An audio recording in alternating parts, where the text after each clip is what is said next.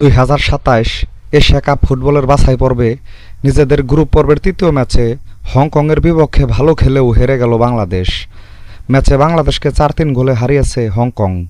ম্যাচের শুরু থেকেই ভালো খেলতে থাকে দুই দল, আক্রমণ পাল্টা আক্রমণে চলতে থাকে ম্যাচের মাত্র 13 মিনিটের মাথায় ফ্রি কিক থেকে অসাধারণ একটি গোল করে বাংলাদেশকে 1-0 গোলে এগিয়ে দেন হামজা চৌধুরী। ম্যাচের প্রথমার্ধ শেষ হওয়ার কিছু সময় আগে অতিরিক্ত সময়ে গোল করে হংকংকে 1-1 সমতায় ফেরান এভারটন কামার্গো। প্রথমার্ধে আর কোনো গোল না হলে 1-1 সমতা নিয়ে মাঠ ছাড়ে দুই দল। বিরতির পর ম্যাচের 50 মিনিটের মাথায় বদলি হিসাবে নামা রাফায়েল মার্কাইসের গোলে 2-1 ব্যবধানে এগিয়ে যায় হংকং। এরপর ম্যাচের 74 মিনিটের মাথায় আবারও সেই রাফায়েল মার্কাইসের গোলেই 3-1 এগিয়ে যায় হংকং।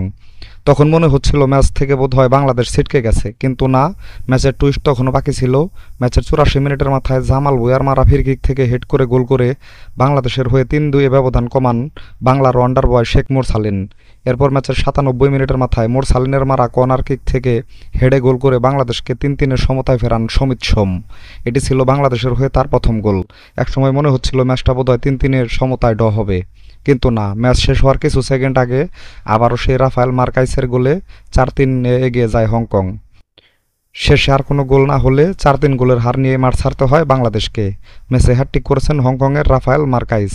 বাংলাদেশের এই ম্যাচ হারার পেছনে সবচেয়ে বেশি দায়ী গোলকিপার মিতুল মার্মা ও দলের ডিফেন্ডাররা।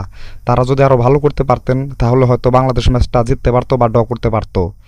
এই ম্যাচ জেতায় 3 ম্যাচে 7 পয়েন্ট নিয়ে পয়েন্ট টেবিলের 1 নম্বর অবস্থান করছে হংকং।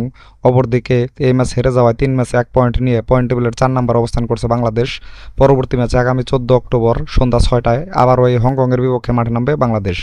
তো বন্ধুরা, ভিডিওটি ভালো লাগে একটি লাইক দিন, সাথে ক্রিকেট ও ফুটবলের নতুন নতুন আপডেট পেতে এখনই আমার চ্যানেলটাকে সাবস্ক্রাইব করে দিন। সকলকেই ধন্যবাদ।